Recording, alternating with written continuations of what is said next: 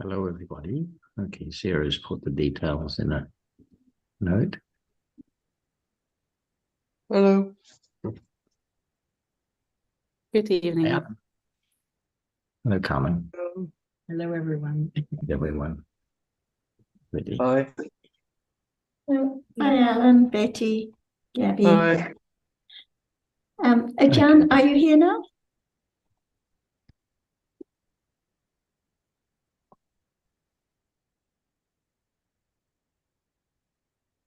Yes, I'm here. สวัสดีค่ะทุกคนค่ะ Sawadika.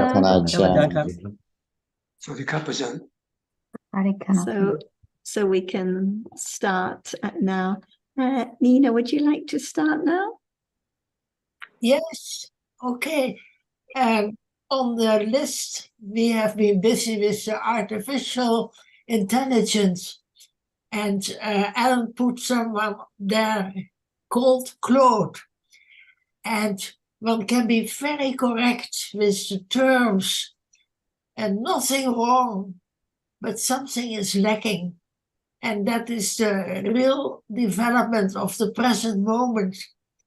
And that is different from just thinking about terms. So I found that a very interesting topic and a good reminder, because we can all be very correct that sees what a pinches on the eye sense. But that doesn't mean seeing is known as a reality which is not self. And I remember always that Ajahn asked, is the seeing now? Which is an excellent reminder. All our discussions about theory is really nothing. It is the present moment. And it is a good topic if Ajahn can elaborate more on this.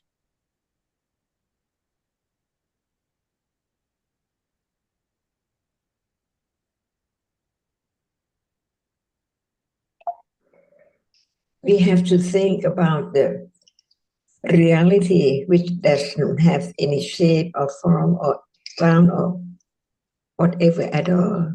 It's just the experience.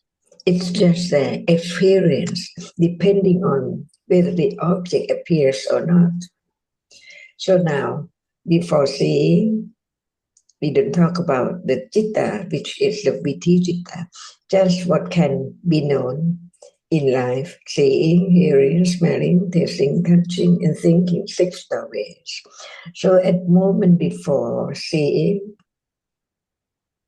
what is there? That which is seen does not appear, and it's not moment of hearing, smelling, tasting, and thinking at all. It's there, that which experiences. The moment when it arises cannot be known, because no understanding of the nature of that which experiences. So how can there be moment of understanding that the moment before seeing is there? Because the object is not known. And at moment of seeing, the object which is seen always appears. But that which is before seeing is there experiencing. But when there's something like that which impinges on the eye base, condition that which is there, experience that object to see, just to see, changing from the object which is not known to be that which is now appearing. So it's this moment, but the word of truth can condition moment of understanding the difference between the seeing and that which is seen. Because all day we have the idea just about that which is seen and heard all the time, not that which is the chief of experiencing what is there. No matter is the object of attachment, aversion, and thinking, or whatever, but the reality which experiences the object does not change, and it is always there. But the other realities appear as moment of attachment or moment of aversion, moment of pleasure, moment of thinking, so on. But that which is there from birth, arising and falling away, but its characteristic is not known yet. How can there be the understanding moment of it arises and gone? That's why right understanding develop after hearing, considering, strong enough to understand, to get closer to the nature of now. It's there, sees. As before seeing, it's there, not see. And then at the moment of seeing, the object of experience is changed from that which is not known to be that which appears now, the object which is seen, even not as it is, but it's the beginning to understand. Just very short moment of life, from moment to moment, beginning from the moment of the first moment in life. The object does not appear, but it's there. That which is life arises and falls away continuously, unknowingly, until the object of one of the six doorways is there. So the object is known, even thinking, the concept, the memory of what and what is there, as depending on the conditions. But that which changed from the unknown object to think, to experience the story or the concept of what is there, unknown all the time. That's why we learn to understand. As long as that which is the core of life is there unknown, how can there be the eradication of the idea of self?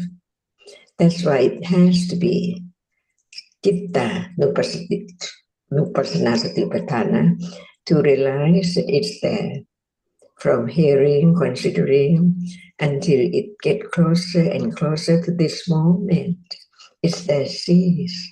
It's there, experience the object. And when the object changes, it's there. Before hearing, after seeing, it's there. Experience the object which is not known, and then hearing is there. When there are conditions for that, to have the sound as the object. And this is the way it is. The stream of that which arises, experiences an object, depending on what the object is. It's just like a log, just flow until it touches what is there, and then gone and gone and gone, touching left or right, and then gone and gone and gone, until it's the end of this life. But it keeps on going on, unrest, just there all the time, from moment to moment, no one there at all. That's why the one who think that one would like to die, not to live more, and so on, it's only the idea of self, but not the understanding of the truth of it's go on, no one there at all, non-stop, keep on like this from life to life. What's the use? That is the great understanding which sees the danger of that, which keep on arising, falling away from, we can say, birth up to now. Nothing is left. It keeps on again, on and on and on. That's why learn to understand what is there is not anyone at all, not anything. It's what condition, what is there to arise and falls away all the time. That's all. Just begin to understand what is there now. It's not permanent. Even seeing, it seems like it's long enough to know what is there, but in truth, seeing just arises to see and then gone. And followed by the other process, but not known. Only 6 doorways is there known. The citta, which arises before seeing, is not known. And when the process gone, it's not known again. And then hearing is there, changing from the object which is not known to hear. And then the end of process again and again and again. Just understanding the truth of life. And that is right understanding of what is there as it is right now, little by little, until it's keen enough to understand by conditions unexpectedly. Otherwise, the attachment, desire, wishing, expecting is there lurking somewhere because it's not known. But it's there until right understanding of that which is there begin to understand the different objects from moment to moment.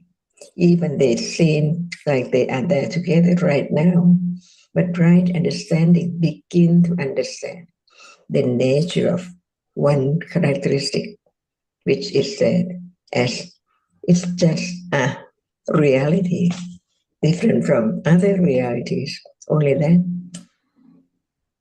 So it needs, and it takes quite a long time of patience, kanti and viriya, and satya, and adhidana, and nekama, to let go all kinds of expectation. What is there?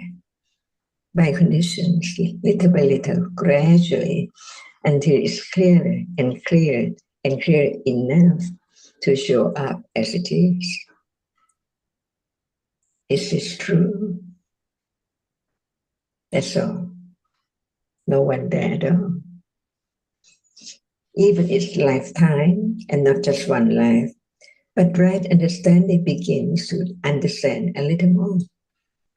And that only moment, letting go gradually the wrong path and the idea of self until it realizes the truth stage by stage.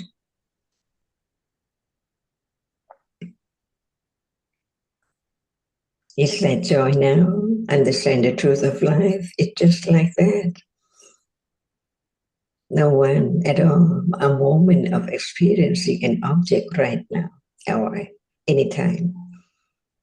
By conditions to arise, to begin, to be aware, to understand, gradually, little by little. Better than none. And this is the purchase of life. Go ahead, Betty.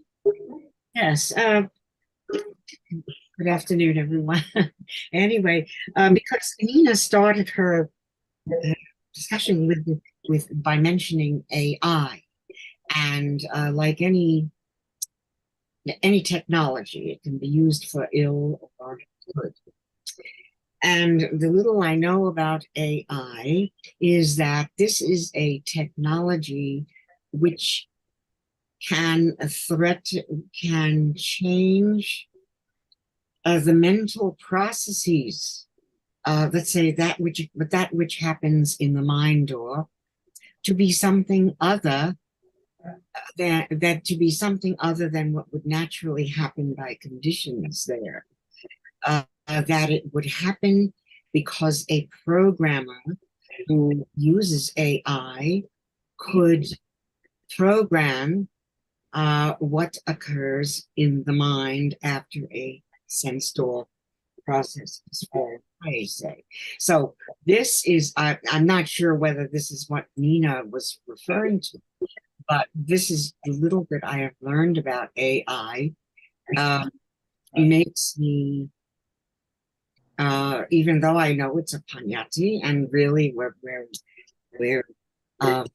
it's just the moment that counts, yet we have this technology that can control the experiencing, perhaps the experiencing of sense objects, as well as the mental processes which occur in the mind door to interpret those processes. So this is maybe what Nina was asking about when she referred to AI. This particular technology frightens me because it lends itself more to control, which to me is on the akusala side of things.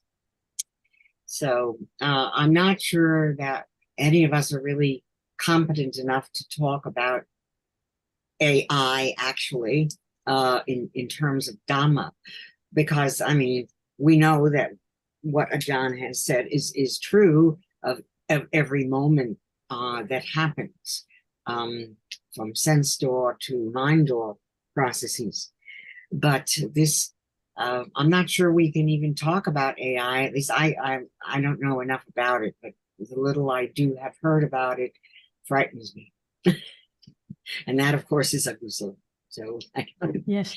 In any case, life comes back to this moment. So now, whatever thinking there is about AI or anything else, the yes, reality is right. there. But I'm talking about the thinking at this very moment. No, I'm talking about the way in which AI can control that thinking. But when we're talking about the Dharma, what is most precious is the understanding at this moment. So absolutely, if there's thinking with fear, that is the reality.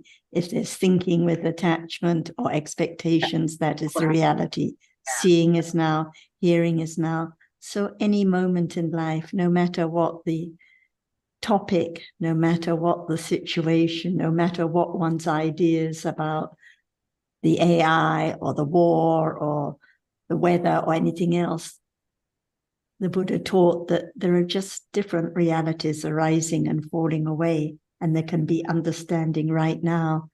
And when there are expectations about what AI can do, what about the clinging at this moment? Just like if there are expectations about meeting people to talk Dharma to, the clinging is the reality at this moment. So life is just as it is, different. And if I could just add realities that are conditioned. Briefly, Betty, I think your concern about AI being able to change the way of thinking is misplaced, because it can't do that. Nothing can change the way of thinking. And so we don't have to be worried about that. I don't know. This is what I fear about AI, that it might be able to do that. In what way? I don't know how it exactly operates, but it can change. Oh, there've been a lot of I'm not sure about this, but what are the little I know? It's a mind manipulating device.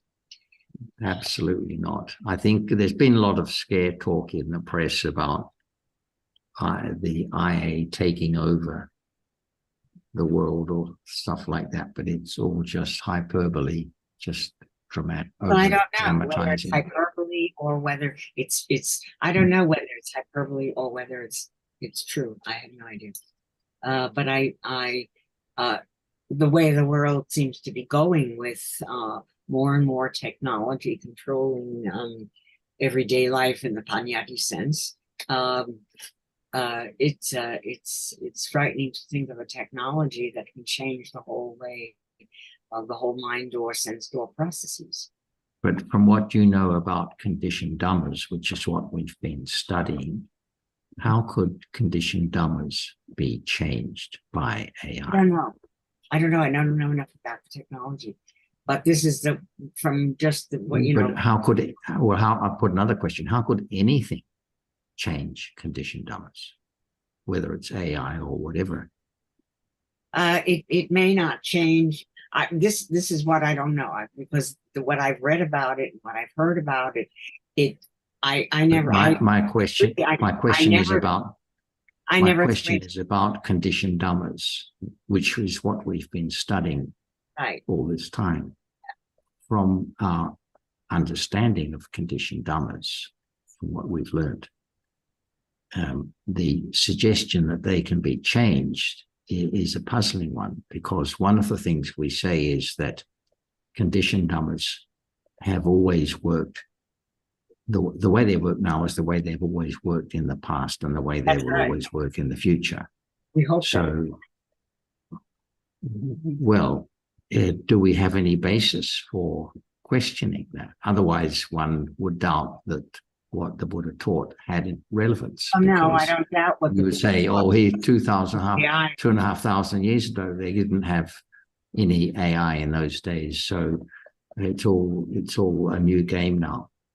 Oh, that's what I mean. It's a new game that where we have this technology that may threaten to do that. Now, I don't know. It could be hyperbole. It could be anything.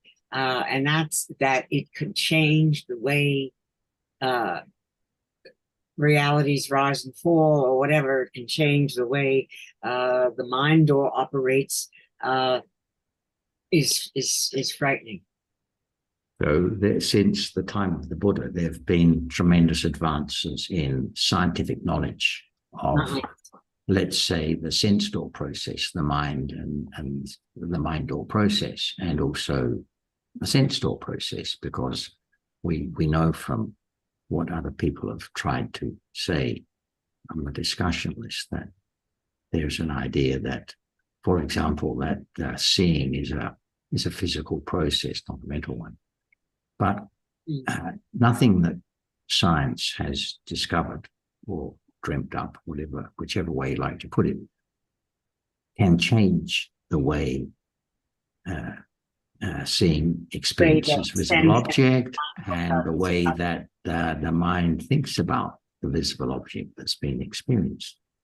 And so it is with AI. Nothing in AI can change those things. I hope so.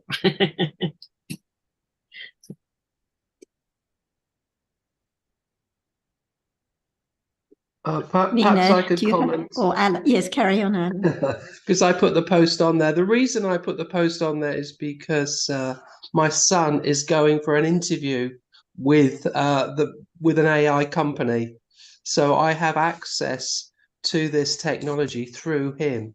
So I just put these questions to Claude to see how he would react. But at the end of the day, it's exactly what John and Sarah said. It is just a tool for analyzing language. It knows the rules of language, so it can write really well. But as Nina says, it doesn't understand anything. It just writes really well. But it is actually useful. I find it useful if you're writing, because, for example, to summarize one of Nina's books is actually, I would find that very difficult, but I can just instantly get a summary and then I can check to see how accurate it is or what are the main points. So it's just a tool for writing as far as I'm concerned, but a very powerful tool, a bit like spell checker and grammar checker. That's all it does. It obviously doesn't understand anything because it's not sentient. It's just manipulates things according to the rules of language. But it was interesting on the response that Claude gave to Nina's argument, and that it recognized that it wasn't a person. And I thought that was and that's obviously been programmed. So I think that AI has its domain of use, if you like, but it doesn't make any difference to the Dharma. Dharma is Dharma. It's realities are realities. It makes absolutely no difference at all. But in terms of writing about the Dharma, it could help somebody writing about the Dharma.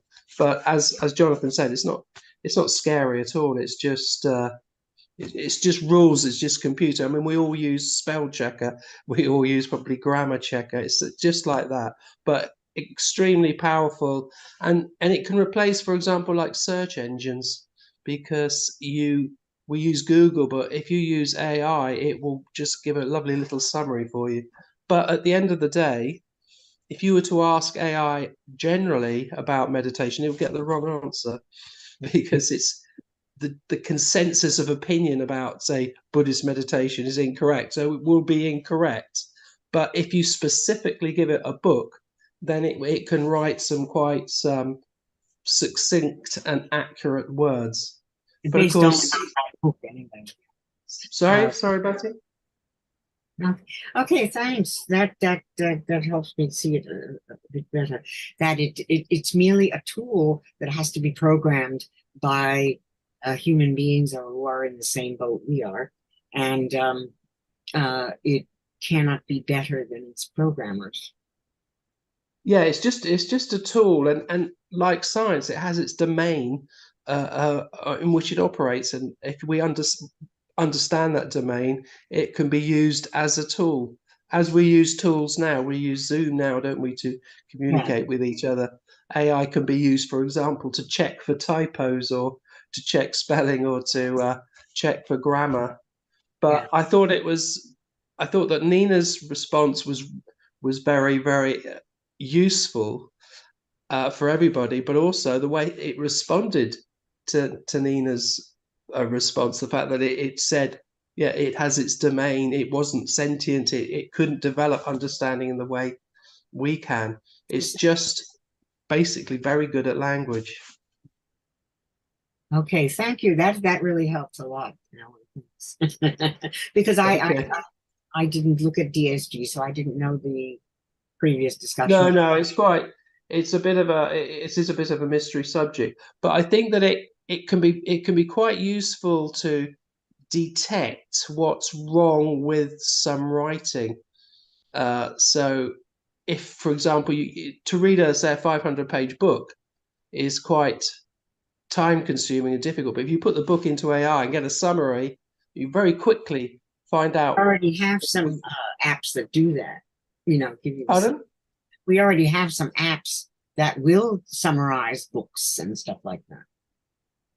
Yes, it's not just AI, but this AI, and I think Jonathan said how accurate the AI was at analyzing the book by Nina, Learning to Understand Life, because actually all the points it brought out were all the points that the beginners should know. But of course, if you give it another Buddhist book, it can point out very quickly. You very quickly see that there's a misunderstanding there. So it is a tool that can be used by all of us if we write. If we don't do any writing, or if we don't want to do any writing, it's not really useful in that sense.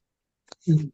Or if you wanted to know whether it's worth reading a book, you could get a brief summary from Claude of the points and say, yes, to decide whether it's worth a further look. Yeah, absolutely. Or if I wanted to summarize Nina's book to put on Amazon, then I can do it within 30 seconds and get a pretty accurate summary. But of course, it needs to be checked. It needs to be. You might change one or two words here, as Nina did in the response to Claude. But yeah, it's just a tool. But I think it's something which has to be embraced, especially by young people. It's not something you can just leave, because it will start to take over a lot of jobs if you're not careful. That's its threat, is it can replace people if they're not sharp enough. A bit like CDs replace videos and the MP3s replace CDs. If you're not up with the technology, you could lose out a bit in your daily life. But so it is important, and I think it was a very interesting discussion that we had on the DSG about it. Good. Thanks so much. That clears up a lot for me. Okay.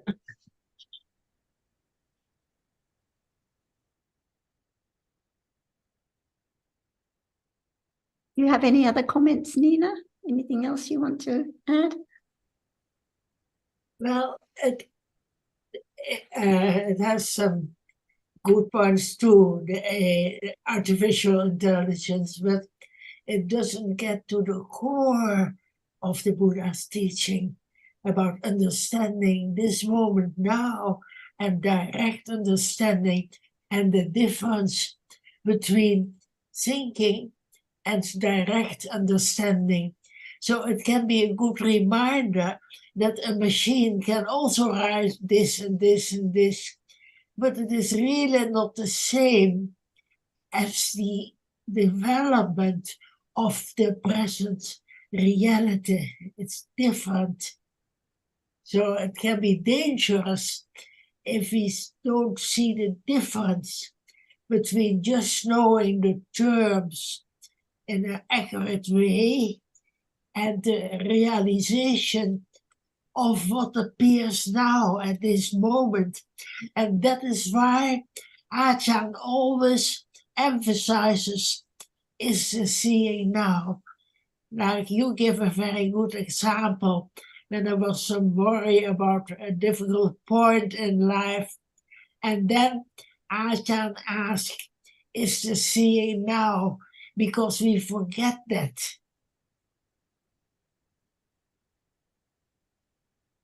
Yes, but all the same, Nina, I think someone could read the suttas and not appreciate that they're all about the present moment too. Or someone could read your book and not appreciate, even though you go to pains to mention it, could still have the idea that they need to go away and practice or something like that. So the problem is not in the method of presentation, but in the wrong view of the reader or listener. The one who listens, who hears. And it's so important. That's why the Buddha stresses always to associate with the right person who can explain the Dhamma. Otherwise, we go wrong, on the wrong path.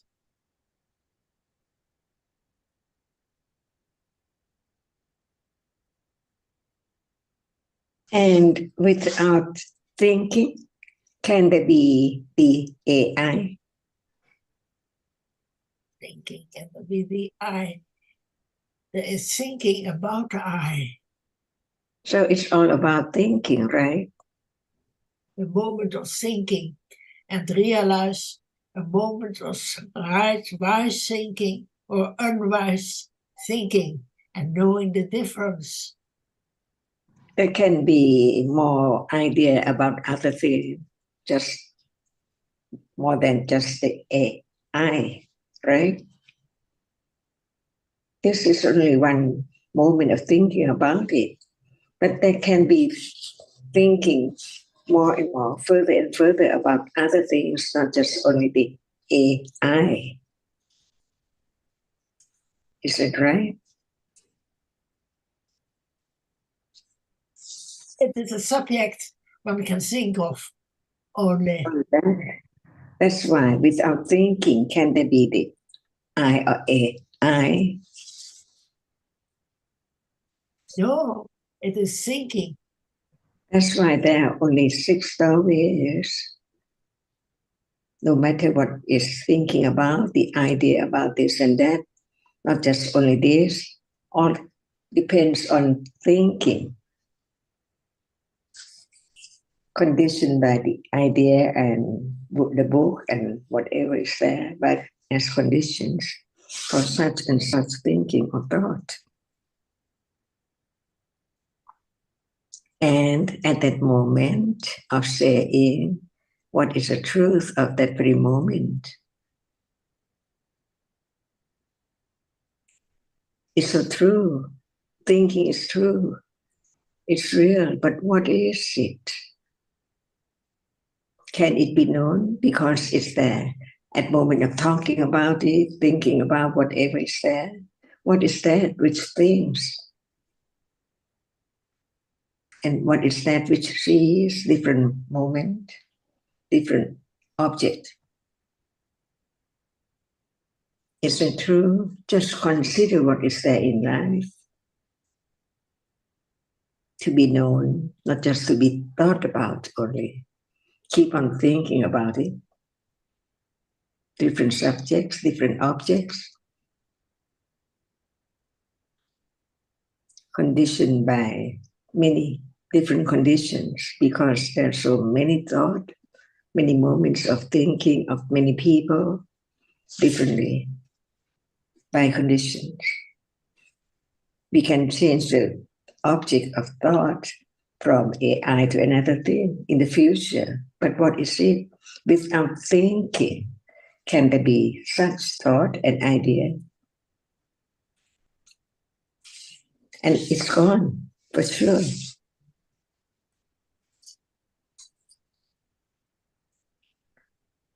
No understanding of the truth, the absolute truth of that very moment. From moment of seeing to moment of hearing to moment of thinking, all the 6 stories can be realized because it's there right now or anytime. But what about that which doesn't show up? Just the object, subject of thought only.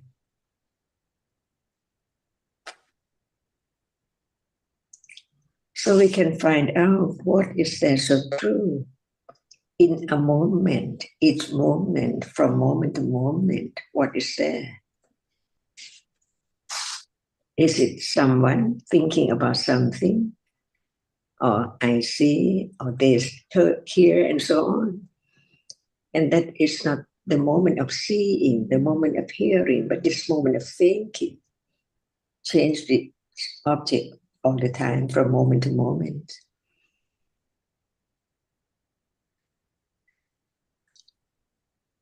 As there are conditions for thinking from book, from whatever, it just thinks about what has read and what has thought.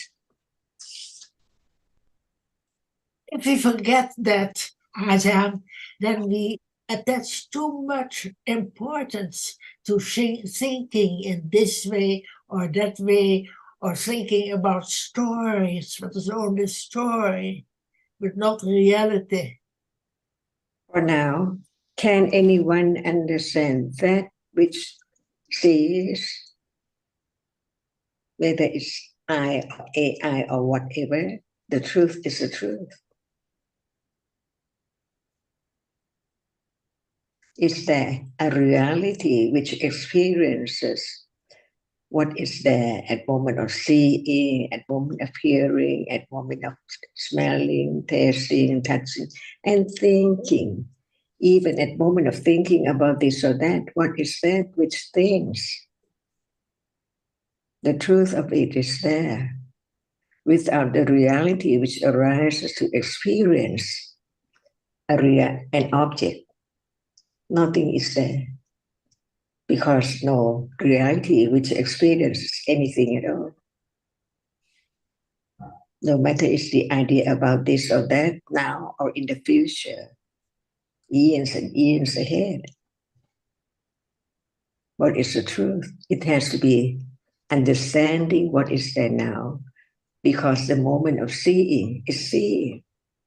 The moment of hearing is hearing. Is the truth.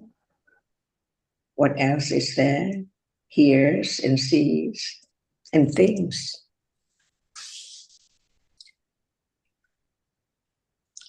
That's why what is the absolute truth, ultimate truth of what is there right now.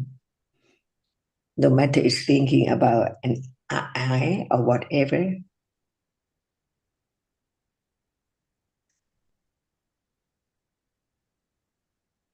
And the point is we can discuss and debate about the value of AI and what we like and what we don't like and its function and so on.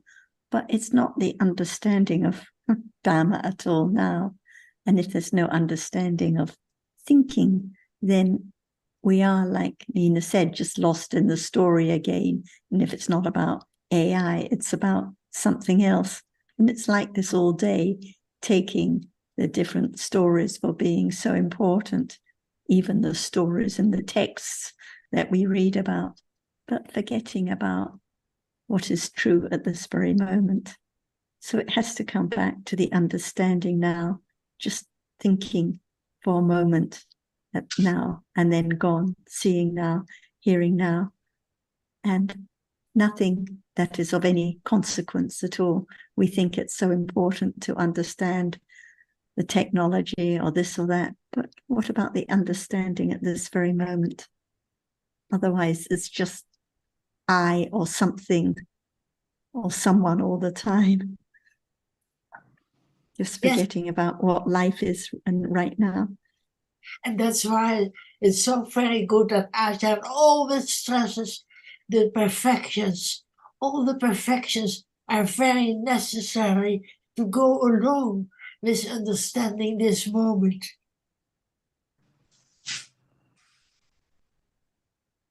The truth is there to be known. When we talk about the truth of seeing, it's there now that we can talk about it. At moment of hearing, we can talk about the truth of that very moment, what is there. But what way can that I appear? It's only without thinking. It cannot be there as idea only, no matter about what.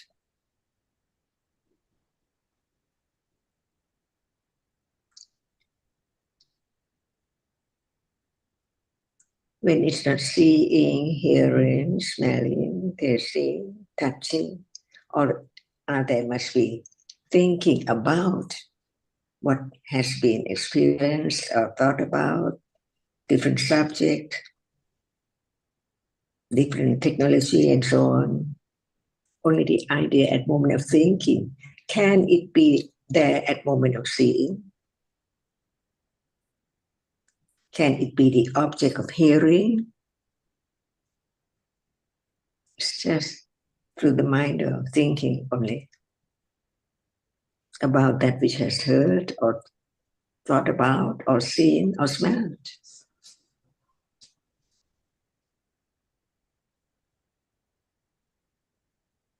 If it's real, there must be the moment of realizing its truth.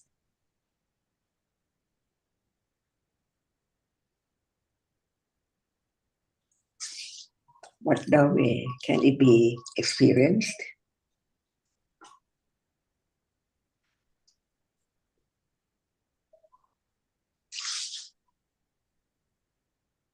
Without thinking, is there such idea about it?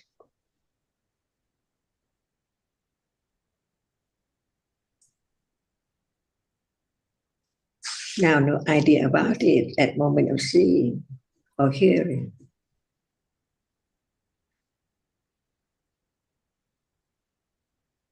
So it has to be only moment of thinking that it's there, object of thought, the idea about it. Otherwise, it can be known.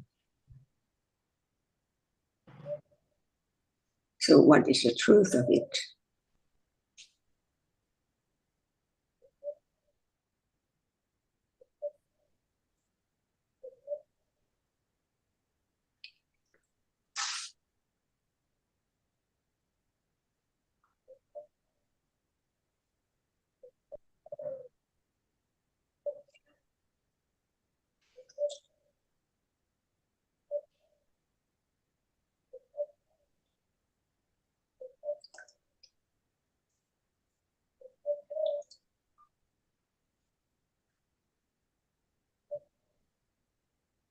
Yes, as Nina said, we hear a lot about the paramis, we hear a lot about understanding, patience, truthfulness, and so on.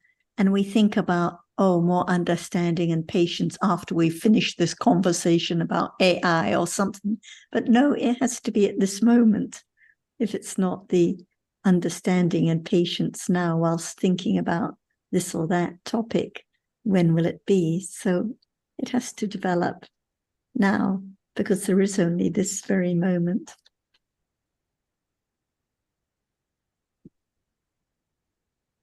So it's not meaningful unless it is this moment. That's right. Otherwise, it's just dreaming about having more paramis in the future, or when one's finished one's chores or isn't reading the newspaper or something. But no, it has to always come back to this moment. This is the opportunity for patience and understanding and wise consideration. Anytime when thinking about AI or when seeing now or hearing, anytime. Because there's always reality. Yes. Otherwise, it's I putting it off or I wishing to have more paramis later, but not understanding anything about what life is right now and thinking now. seeing now, the softness that is touched now.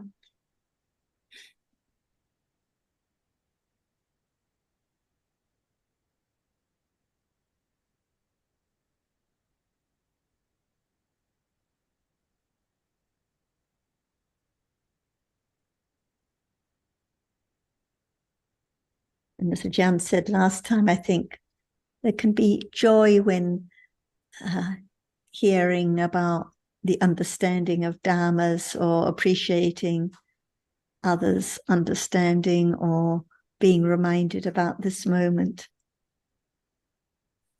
Just letting go of the clinging to one's different stories and ideas as usual, and being reminded that life is right now. And this doesn't mean don't think about AI or this or that topic, or don't read the newspaper, but it means whilst thinking, whilst working in the kitchen, while reading the newspaper, what is true, understand what is true at this moment. So life goes on as normal, but a little more understanding, coming back again and again to this moment.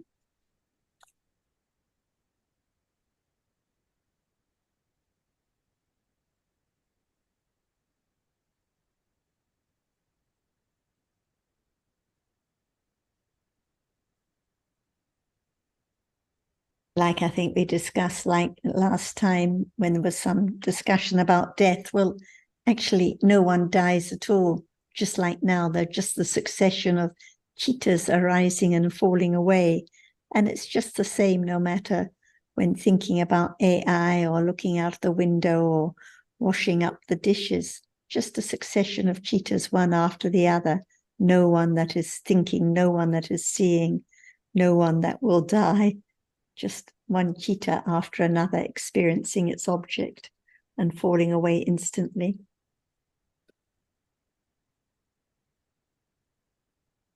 And as you said, Nina, no computer, no program, no AI can ever understand this. Only the panya itself, only the understanding.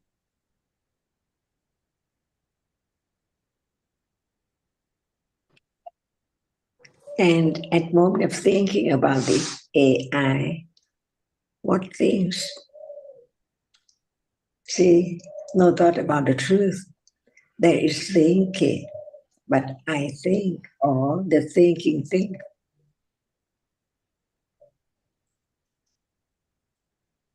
It can be known much more than the idea of AI, because at that moment, the I think is there to be known as actually. There's no I think. It's just a reality which doesn't see or hear, but thinks, that's all. Is that true? Just understand what is the ultimate truth. No matter what moment of thinking about such and such, moment of seeing, hearing, the truth is that there must be a reality which is there, experience as the object, which is there through one of the six ways. To let go the idea of I am thinking about the AI. It's just a moment of thinking about that which has been heard or thought about for as something.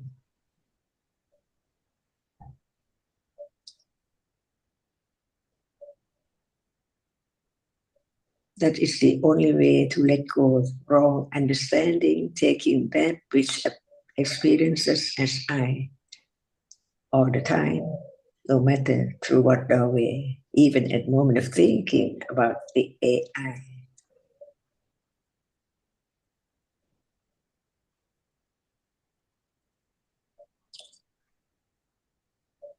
Alan, do you have any further comments on this point? No, I think that what you've said, what Ajahn and you saying, is being lost in the story about life. It's just thinking, it's concepts. So just it's a moment of thinking, which is gone, as you say, just different stories. So we think about AI, we think about what television, we think about photography. It's just thinking, which is not seeing, which is not hearing. So yes, I get it's just different realities. It doesn't affect, the AI doesn't affect the outcome of what we've understood about the Dharma. So yeah, just another thought. And it's so easy to get lost in the story of about AI. So all the time in daily life, we get caught up in the stories, don't we? About this and that, and it's just thinking, and we've forgotten that it's just thinking, just seeing, just yeah. So very interesting, useful discussion. But it's good to confront it. I think it's good to that it's a big topic now, so we can relate this topic to the Dharma. In fact, yeah, any moment can be related to the Dharma. So yeah, It's taken for something all the time. AI is taken for something. The program, the app, it's always just thinking. something there. There's no think. Yeah, there's no thinking. There's nothing no there. I. No, No. it's And the just same thinking with of each moment. accumulated thinking. It's just I like that, the way Ajahn expressed it. The seeing is seeing, hearing is hearing, thinking is thinking. This is what life is, moment to moment. So it's just another object of thinking. So If no visible object was seen, no sound was heard, there wouldn't be thinking about it. So we can see it's the memory of what has been seen, what has been heard, what has been touched again and again that conditions the thinking about this idea, this thing here. yes, yeah. And it reminded me of the sutta by, I think it was Sister Vajira, when she was asked, who is the maker of this human being, or where does the being come from, or where does he go? And she said that it's just wrong view. What arises is just suffering. What ceases is suffering. There's no person anywhere. And I think that what has been, this discussion reminds me of that sutta. Just different realities performing different functions and gone in an instant. So No no matter AI to be found anywhere. No I, because no one who they're is gone. seeing, no one who dies, no AI to be found. Yeah. Yes, it's just different realities, which they can't be anybody because they've gone. They're immediately gone. The thinking is gone. So it can't be my thinking. But yeah, it takes a long time to begin to understand that. It's a long process of development. And the paramis must be, it's sometimes I think when we hear about the paramis, it's as if they're separate.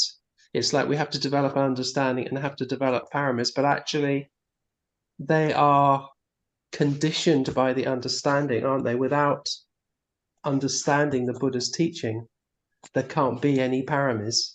So it is the understanding which conditions them. Nobody develops the paramis, although there is development. So we can't go out and develop paramis because there is no one. There is just, yeah, go on. They're qualities, mental factors that develop with understanding and which develop and develop to become perfections. So without understanding, there cannot be any development of, there cannot be any paramis at all. There cannot be any understanding of the truth. There cannot be any renunciation. There cannot be any wholesome virya to develop the path.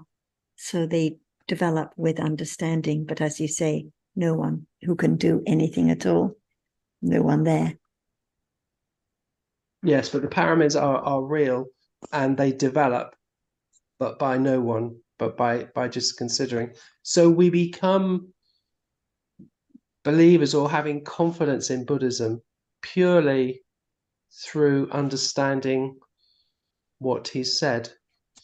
So it's not because you're born in a certain place, it's not because you're born into a certain family or your friends, it's just purely that you understand what he said about the present moment, because it reflects Not you the or I understanding anything, just the understanding of the truth at this moment. And it makes no difference where one is or what one's lifestyle. It just comes down to the understanding of life at this very moment. The truth that there are just different nama dhammas and rupa dhammas arising and falling away. No one there, no thing there at all. I think what amazes me, because having visited Sanath recently, the huge impact that the Buddha had on society, on the world, but in a background of huge amounts of superstition and wrong views, that it spread is so remarkable that it managed to spread, because we know how difficult it is for people to just to listen and to understand. So just remarkable that one spot from there, it grew rapidly. It was just sort of seems a bit unbelievable that it managed to spread, considering it's so subtle and difficult.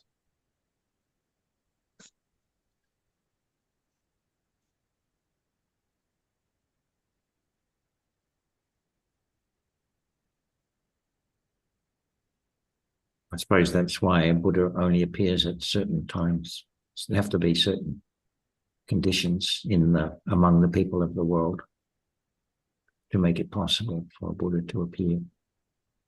Yes, it's not So just having the ability, but it's being in the right place at the right time, isn't it? Otherwise, it can't spread. So the people around must be able to listen and consider. Yeah, it's a lot of different things. Yeah.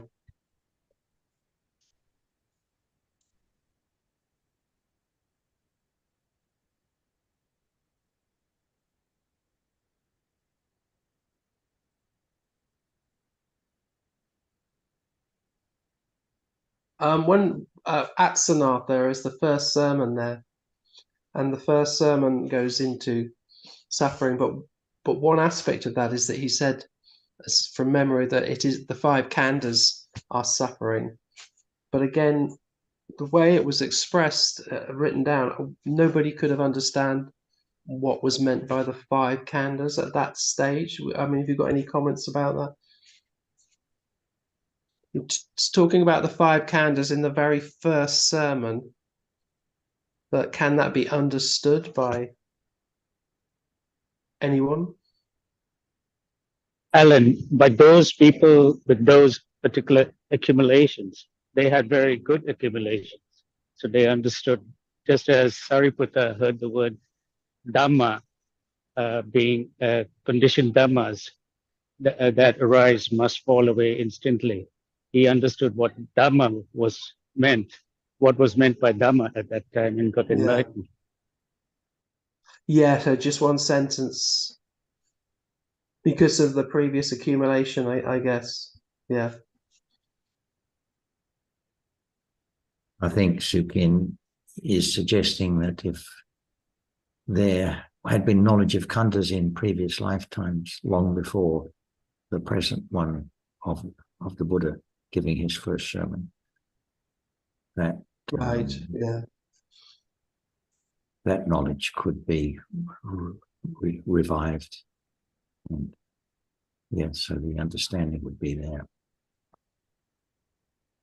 Right. Yeah. Yeah.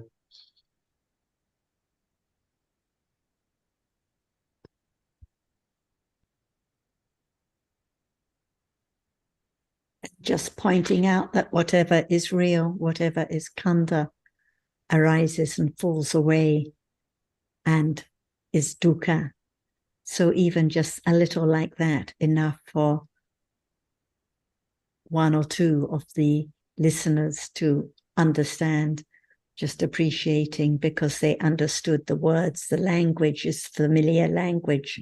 So just appreciating that this is all there is in life, just different khandhas that arise and falling away, no one there, and whatever falls away is unsatisfactory. So I think that it's hard to appreciate what great understanding there was ready to be enlightened at that time. But only not for everyone at all.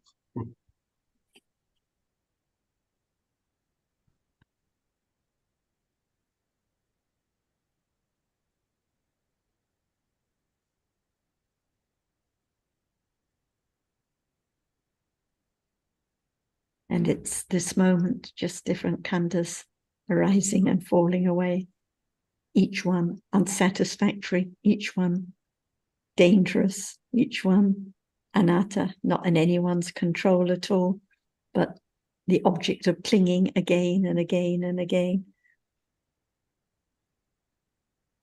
Mm-hmm. The fire. And the fire was the third sermon, wasn't it? The fire on one's head. Is that right? Yeah. And each khandha now is like a fire that is burning.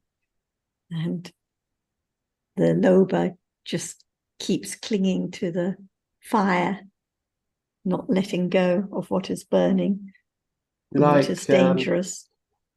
Like thinking about AI, just another fire. Another object of clinging. Another object, yeah.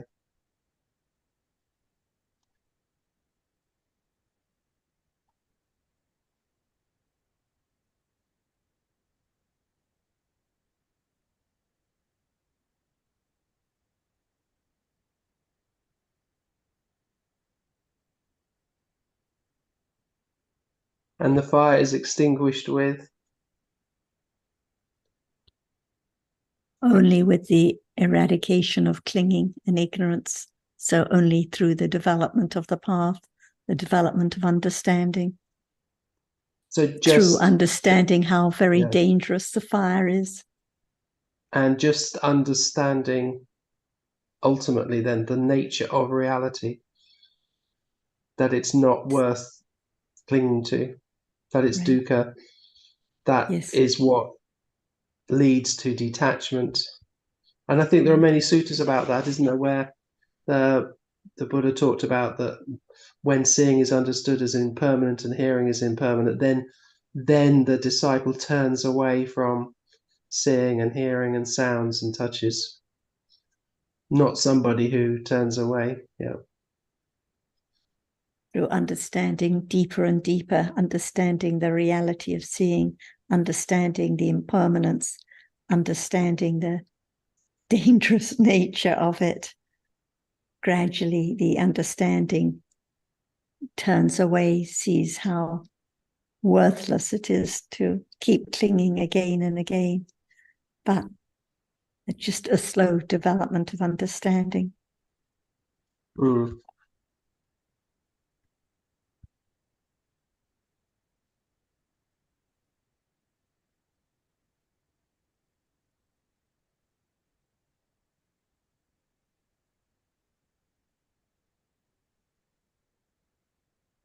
And enjoying the story about AI or about this topic or that topic, and enjoying the pleasant feeling, no understanding of the danger of the pleasant feeling or the danger of the clinging, because it seems pleasant and enjoyable.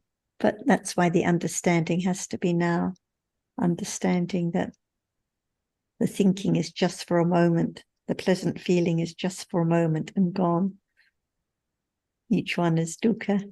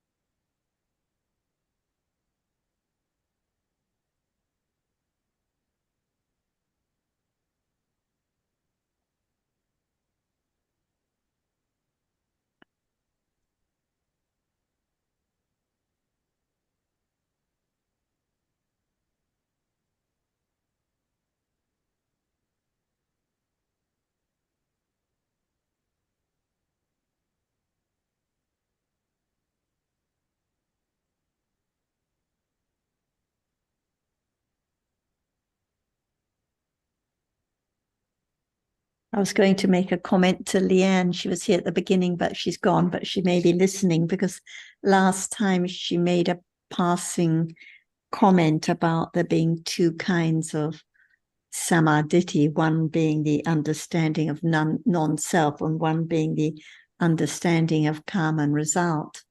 And I was going to mention that the understanding that develops just begins to understand the nature of realities more and more precisely, clearer and clearer. So seeing is understood more better and better as a Dhamma, as not self. And the understanding develops to understand the conditioned nature of seeing, and as it develops more, understands that it's the result, different from the cause, different from karma. So it's not like there are different kinds of understanding, but it's always comes back to the understanding of reality now. But the understanding has to penetrate deeper and deeper. And without understanding of realities, there cannot be any understanding of karma or result or anything else. So it always has to begin with what is now, understanding of seeing now, thinking now, what is seen now. I think Liang was probably referring to in the sutta, sometimes there mentions two kinds of right view, one of which is that it's good to give alms and offerings, and that both good and evil actions will bear fruit and followed by results. This is a view which, though still subject to the cankas, is meritorious, yields worldly fruits and brings good results.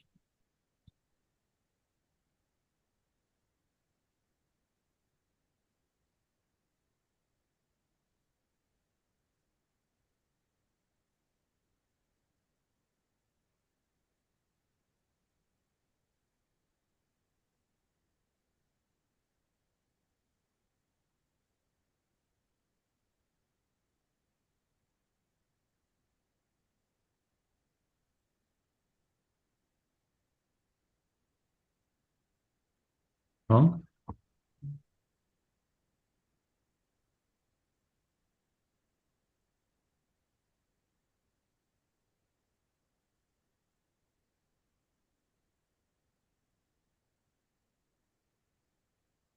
I think I may not have had my microphone on in when I was speaking, so I'll just say it again.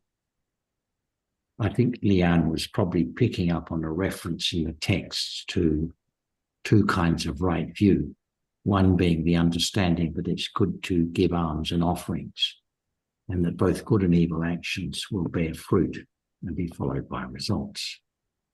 But as the text explains, this is a view which is still subject to the cankas. It is meritorious and yields worldly fruit and brings good results. But of course, it's not the right understanding or right view of the Noble Eightfold Path, which, as Sarah has explained, relates to the understanding of conditioned realities.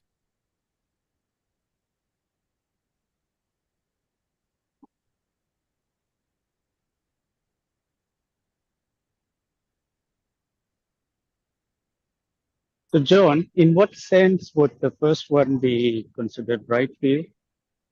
Because if it's not with the understanding about realities as not self, it would invariably be with the idea of self. But yes, I understand that there are moments of kusala, and there can be understanding at the level of samatha about the value of giving, for example. But how is that right view? Well, because it's a view and it's correct, I suppose. I'm just saying that it is mentioned in the text. I was just reading from a quote then. That is from Majjhima 117.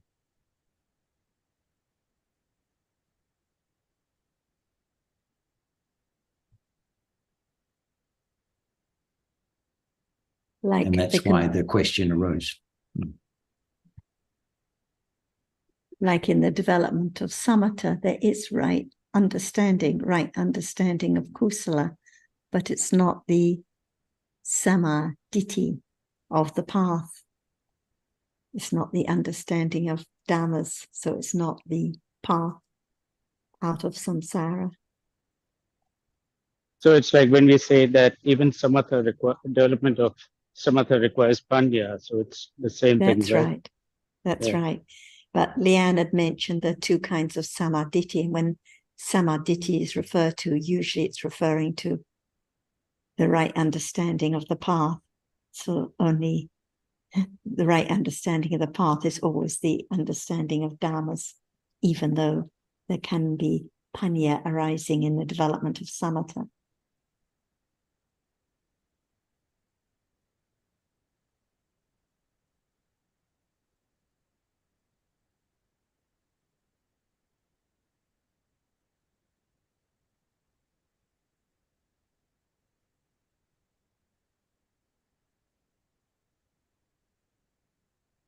Alan, in another sutta, which I'm just looking to, it talks about the bonfire burning and all the fuel that's added onto it.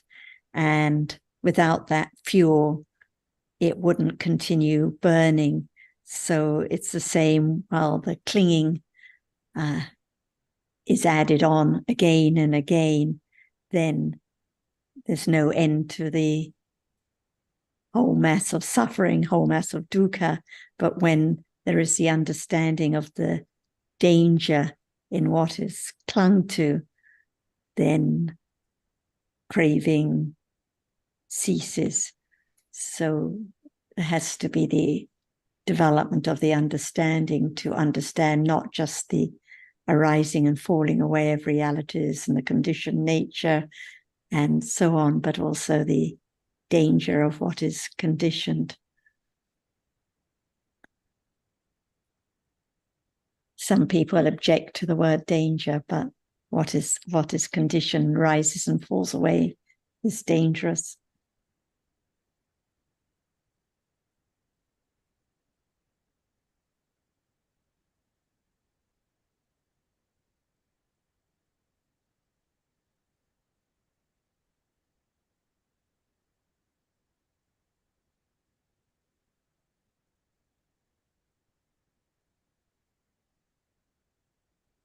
Alberto, do you have anything you would like to bring up today? I'm not sure it's about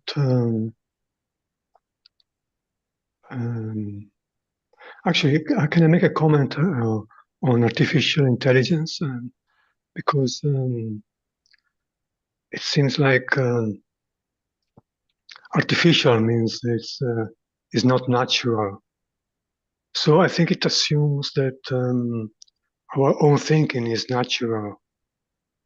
But I don't agree with that assumption. I think it's artificial intelligence, even right now when thinking about people and things, is artificial, it's not true. So I can see the difference between AI and our own way of thinking. It looks like the same the same mistakes, the same based on the same wrong assumption that reality are lasting, that reality are staying moment after moment, which is not the case. So I think the only natural intelligence is the NI is the moment of understanding the present moment, because it's natural, because it's the way it is. It's this understanding of of the way things are as they are. Otherwise, it has to be artificial. It has to be made up somehow. Even words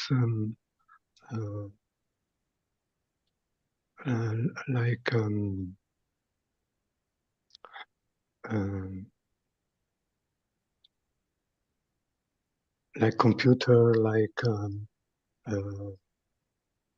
smartphone, or yeah. As Jan explained, it's and also you explained. Must be thinking about it. Otherwise, it's not.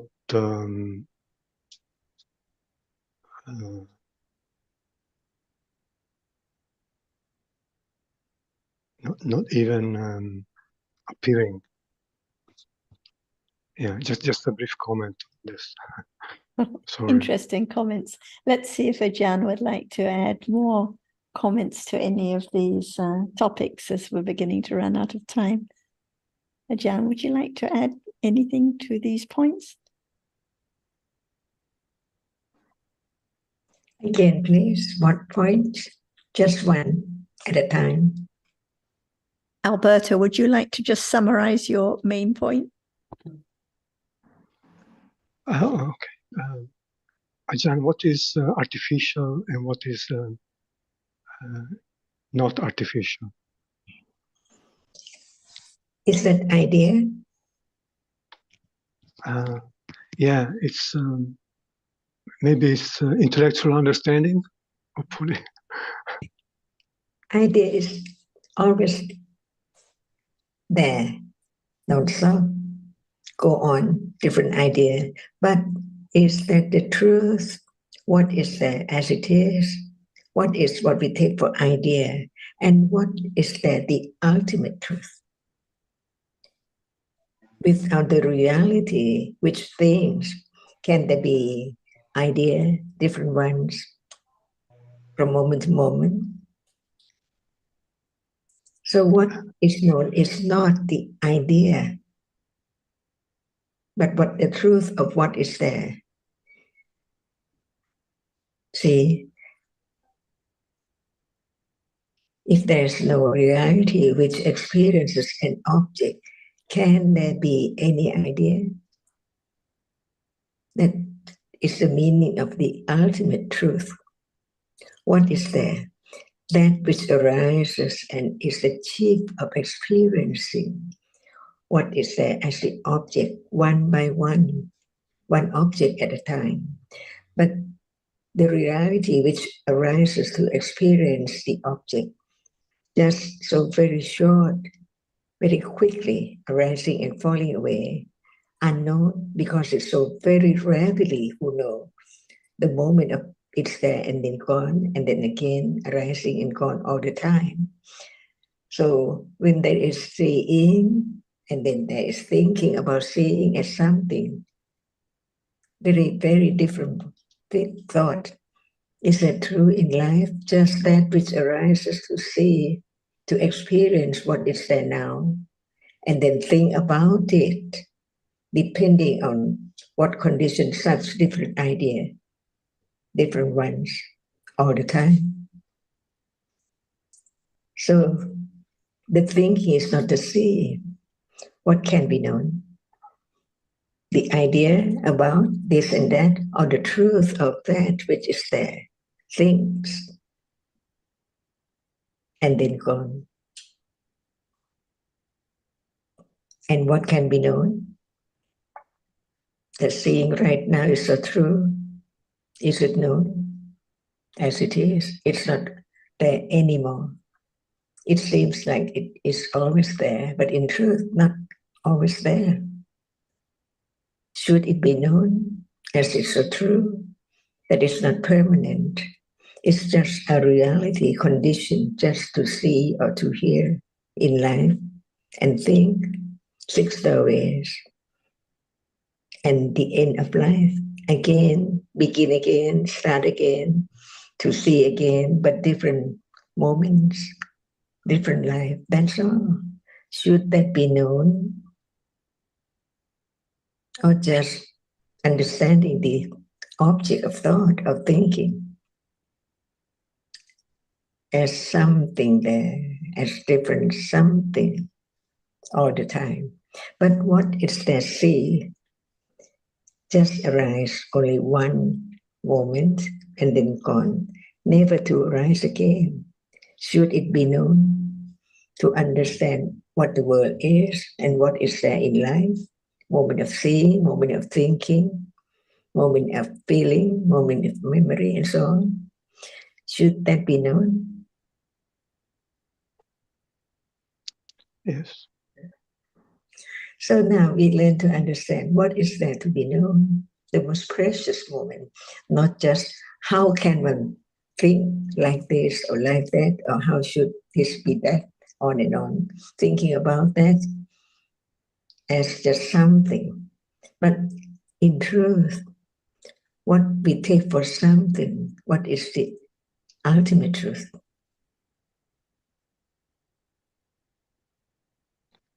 It's the truth of the seeing. Is it very subtle? That's why no matter we think about it, we need the wise word and the true word from the Buddha, and consider the truth very carefully. And that is the precious moment to begin to understand what is the ultimate truth of life, of this very moment, no matter it's moment of seeing or hearing. It's so true. That's why there can be right understanding of the truth of it. Hearing about the reality, which now is a chief of experiencing. No doubt, at any moment it's there. But if there's no thought about it, how can there be the understanding of the truth that it's different from other reality? So understanding the characteristic which is there, agree with what Buddha said, understanding the meaning of what Buddha said, even about Dhamma, see, what is the meaning of Dhamma? It's real. It's a reality. Whatever is real, nobody can change its nature at all. It's conditioned to arise, just to arise. As soon as it has arisen, it's gone. Is that true? To let go what is there as permanent. But many doorways at moment of seeing, thinking, liking, disliking, and so on. Should it be known that it's actually no one at all, no thing at all, only different realities experienced through different doorways. And there are only 6 doorways from birth on and on to a next life, any life. There are only 6 doorways. That cannot be taken for anyone or anything. Not a dog, not a cat. Seeing is just a seeing. So there can be more friendliness to whatever taken for friends or enemy or what is there. Just understanding or ignorance or attachment or ego or whatever is there are all conditioned realities. Is that very precious to understand that moment? No ignorance, no attachment at moment of understanding the truth of what is there. And just one word is not enough to understand the truth of whatever is there. It needs more to understand what is there in life, not in the book. When we read, we understand the nature of citta and cetasika. But when whatever is there arising, no understanding of it as what we have learned, but taken it for someone and something all the time. Just take it as something. Is it true? Is it should we go on more and more? with attachment, ignorance, the danger of ignorance is there.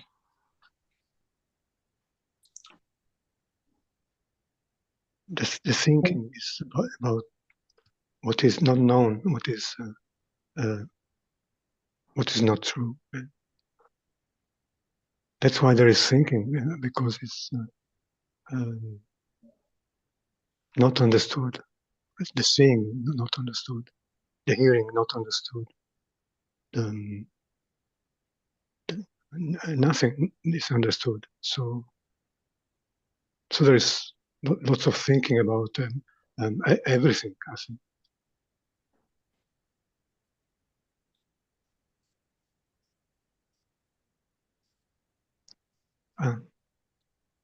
Yes, a chance. We need be reminded every day and more than once a day, every moment about the truth, because it's forgotten us, because it's not known. That's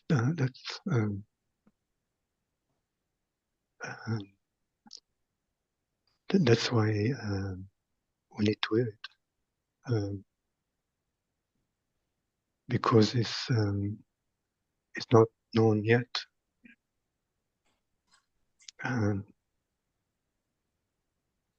But since it's the truth, we can understand it by hearing about it.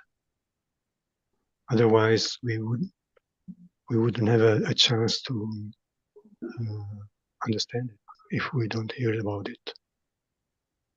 So please continue. Even just the word Dhamma is so very, very deep. All Dhammas, what does it mean? All Dhammas. It means that whatever is real, whatever is true, is Dhamma. All Dhammas, all realities, see, that has its characteristic, its function, its the cause or condition for its arising, and so on. It can be known. No one can get rid of ignorance or attachment and aversion at all without understanding the nature of it, as it does not belong to anyone at all.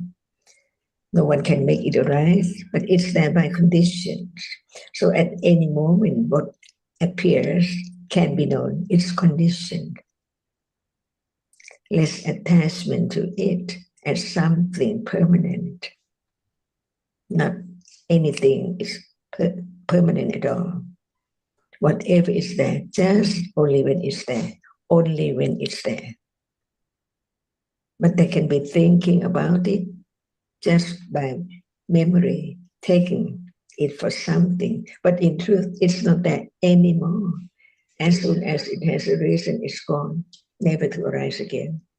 So life is just a moment, experiencing an object, uncontrollable, beyond expectation. But understanding can begin to attend to that characteristic, and there can be a little more understanding, little by little. Just understanding the difference between ignorance and understanding. Right attention to the characteristic which is there to be known as is so true. Attachment is attachment, aversion is aversion.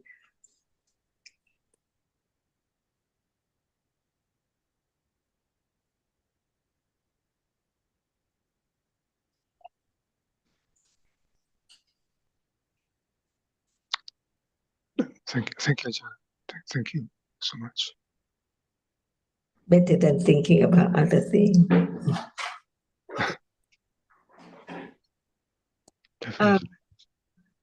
Before we go, I noticed the note from Sarah that we're not going to be having our discussions for about a month, because Ajahn and a number of the students are all going to India.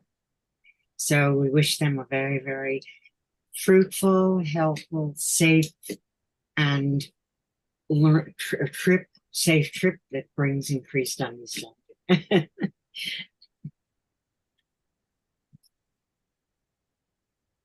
Sawadika Ajahn. Yes, well said, Betty. Yeah. Right. We'll see you all in a month, or else we still have English discussion you. on Monday morning if anyone Yeah, we still is have- free to join. you. Yes. Good. We still have Thank you, Ajahn. And Thank you, Sarah.